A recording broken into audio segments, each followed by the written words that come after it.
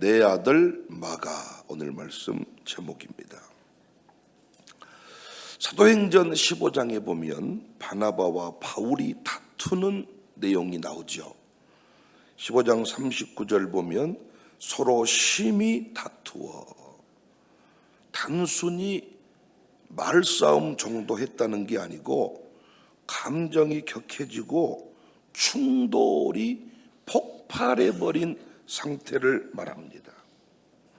그 이유는 우리 함께 공부했습니다마는 마가 요한이라는 젊은 사역자 때문입니다. 그가 1차 전도 여행 때 너무 중요한 길목에서 중도 이탈해버립니다. 사도행전 13장 13절에 바울과 및 동행하는 사람들이 바보에서 배 타고 밤빌리아에 있는 버가에 이르니 요한은 그들에게서 떠나 예루살렘으로 돌아갔다.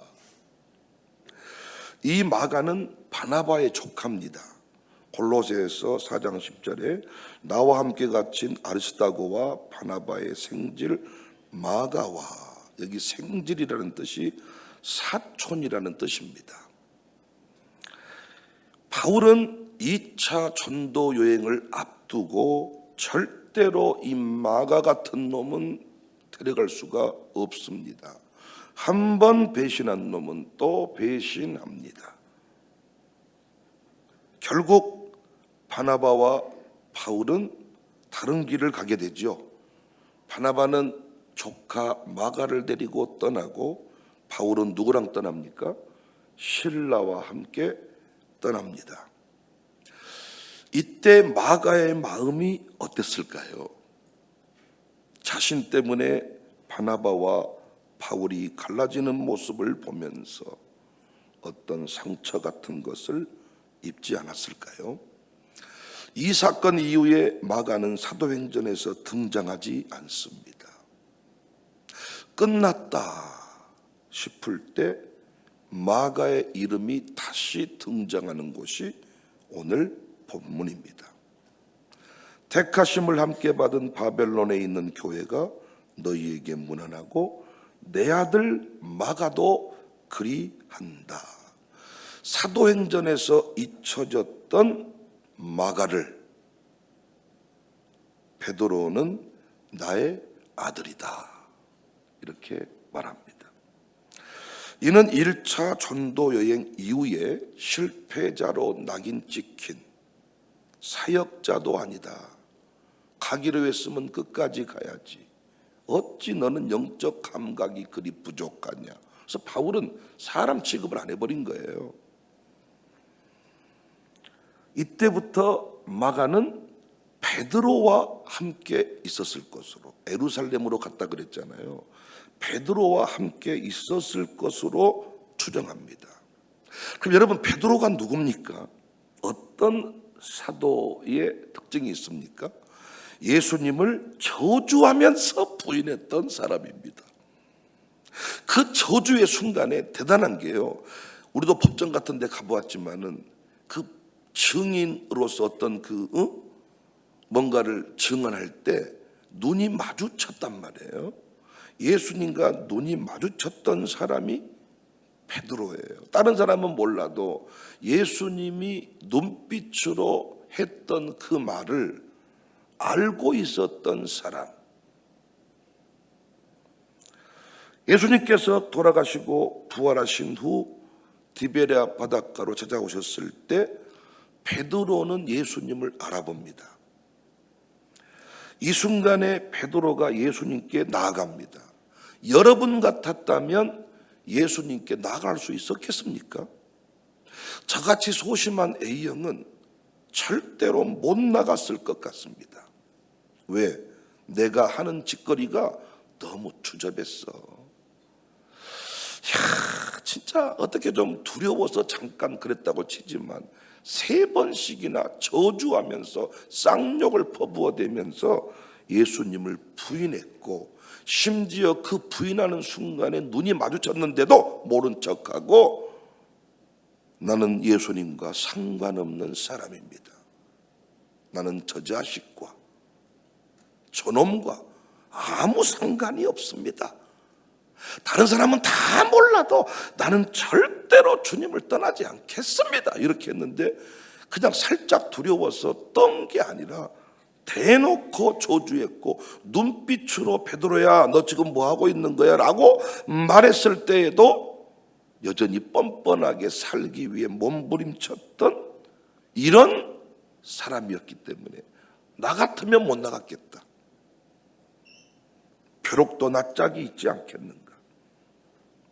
그런데 베드로는 무엇인가에 붙들리듯 끌리듯 예수님께 나아가서 예수님께 사명을 받습니다. 그런 베드로가 마가를 나의 아들이라고 부릅니다.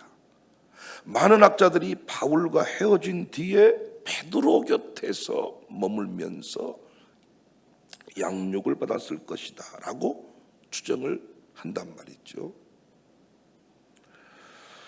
한 사람은 실패자의 자리에 있었고 다른 한 사람은 실패를 딛고 사도의 자리에 서 있었습니다. 어딘가 위축되고 자책하는 이 마가를 바라보면서 베드로는 자신의 지난 날을 떠올리지 않았을까요?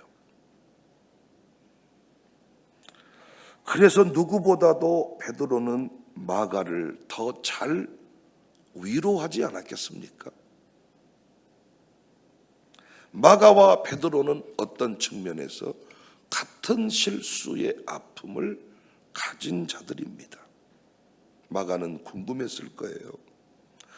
어떻게 베드로는 그 부끄러운 과거를 딛고 일어나서 사도의 자리에서 쓰임받고 있을까? 그래서 그는 베드로에게 물었을 것이고 베드로는 자연스럽게 예수님의 사랑 이야기를 회복의 과정을 들려줬을 것입니다. 예수님의 그 사랑으로 베드로가 회복이 되었기 때문입니다. 베드로에게 복음을 들은 마가는 회복되어서 베드로를 돕는 영적 아들과 같은 동역자가 되었습니다. 마가의 이름이 다시 등장하는 본문이 하나 더 있는데 디모데후서 4장 11절에 누가만 나와 함께 있느니라 내가 올 때에 마가를 데리고 오라 그가 나의 일에 유익하니라. 죽음을 앞둔 바울이 과거에 사람 취급도 하지 않았던 마가를 유익한 자라 부릅니다. 이건 바울이 세상 떠나기 전에 다 용서하고 가야 되겠다 이런 말일 수도 있겠지만 하나님 앞에 마가가 인정받은 사역자가 되었다 이렇게도 볼 수 있습니다. 여하튼 이런 과정 속에 이런 회복 속에 마가는 참 많은 것들을 느끼고 경험하게 되었습니다. 실패자 마가, 성경에서 잊혀질 뻔한 마가, 그가 다시 회복되었습니다. 그를 일으킨 것은 궁극적으로 복음이지만 하나님의 사랑이지만 그 사랑이 흘러가는 통로는 분명히 바나바를 통하여 베드로를 통하여 그가 회복되었고 하나님의 사랑을 경험하게 되었습니다. 바나바가 있었습니다. 오히려 가까우니까 가족이니까 더 내치기가 쉬웠을 수 있습니다. 그리고 우리 공부해서 알지만 이 마가가 삐딱해진 것은요, 그래도 우리 삼촌이 윗사람인데 어느 순간부터 바울이 주도하는 꼬락서니를 보니까 조카로서 서운한 마음이 들었던 것입니다. 그래서 팩 돌아선 거죠. 그런 부족함을 누가 품어버린 거예요? 바나바가 품어버린 거예요. 근데 베드로는 삶으로 가르쳐 준 거죠. 초대교회 교부였던 유세비우스는 교회사 2권에서 마가에 관해 이렇게 이야기합니다. 베드로의 설교를 들은 많은 이들이 마가에게 간청하였고 마가는 베드로의 가르침을 따라 복음을 기록하였다. 베드로는 이를 알고도 금하지 않았으며 이 복음은 교회에 의해 경전으로 받아들여졌다. 이 경전이 바로 사복음서 중 하나인 마가복음입니다. 마가복음을 기록한 그 마가가 됐어요. 실패한 자였던 마가, 사역자로서 자격이 없었던 마가가 마가복음을 기록하게 됐어요. 베드로의 설교를 듣고 기록한 내용들이 마가복음입니다. 마가복음은 가장 짧고 빠르며 예수님의 고난에 초점을 둔 복음서입니다. 그래서 마가복음을 신속한 복음이다, 간결한 복음이다. 학자들은 이 복음서가 로마에 핍박받는 성도들을 위해서 쓰여졌다고 주장합니다. 복음서 전체를 관통하는 메시지, 실패했어도 도망쳤어도 예수님은 다시 만나주신다. 이 복음의 핵심을 마가 자신의 삶의 그 간증 속에서 잘 전달하지 않았겠습니까? 그의 기록은 가장 인간적이고 많은 위로를 주는 그런 메시지였을 것입니다. 사랑하는 성도 여러분, 저는 우리 교회 바나바도 베드로도 필요하다고 생각합니다. 어제 우리 교회 VIP들이 많이 방문하셨는데 이제 그들이 우리 교회 등록 절차를 밟지 않겠습니까? 그때 그 한 사람이 여러 사연들, 스토리들을 가지고 있는데 그 한 사람이 우리 교회 기둥으로 세워지기까지는 바나바가 필요하고 그들 곁에 베드로가 필요합니다. 저는 원하기는 우리 교회 목양장들이, 목양장 부인들께서 바나바 같으면 좋겠어요. 좀 넓은 가슴을 가지고 다 두루두루 품을 수 있는 이런 마음들이 좀 있었으면 좋겠어요. 누군가는 안 된다고 해도 내가 그 부족함을 채워서 해보겠습니다. 바나바 같으면 좋겠어요. 대신 양육사들은 베드로 같으면 좋겠어요.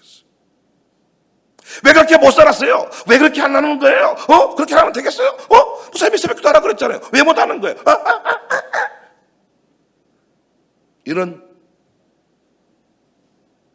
양육사들이 있다 그래요.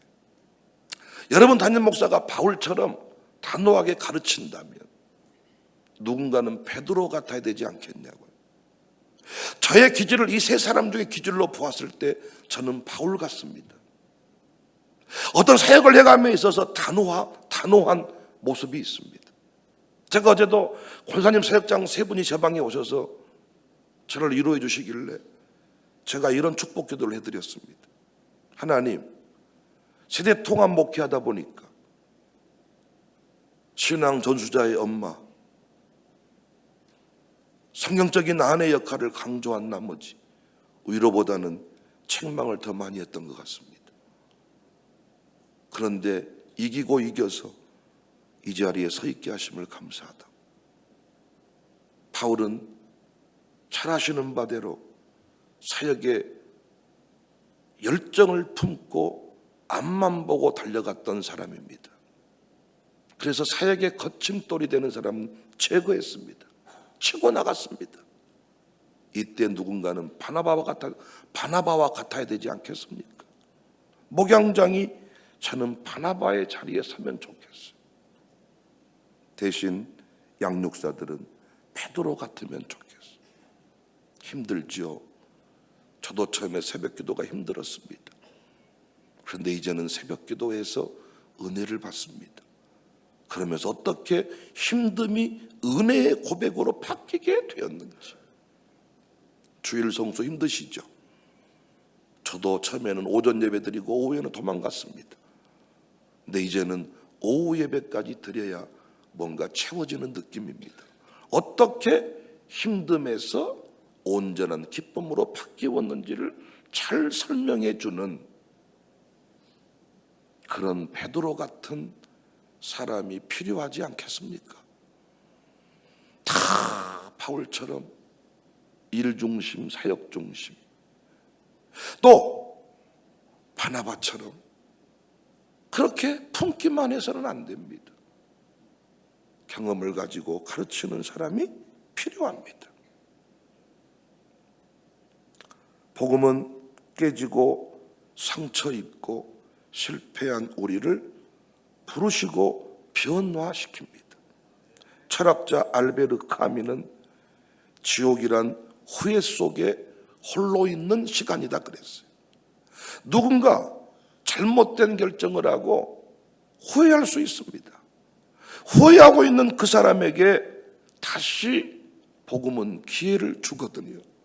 그때 누군가가 이 깨달은 복음의 메시지를 가지고 가서 손을 내밀고 회복의 자리로 초청할 수 있어야 되는데, 우리는 그 복음의 능력을 체험했음에도 쉽게 정죄하고 포기하려는 마음이 있는 것 같습니다.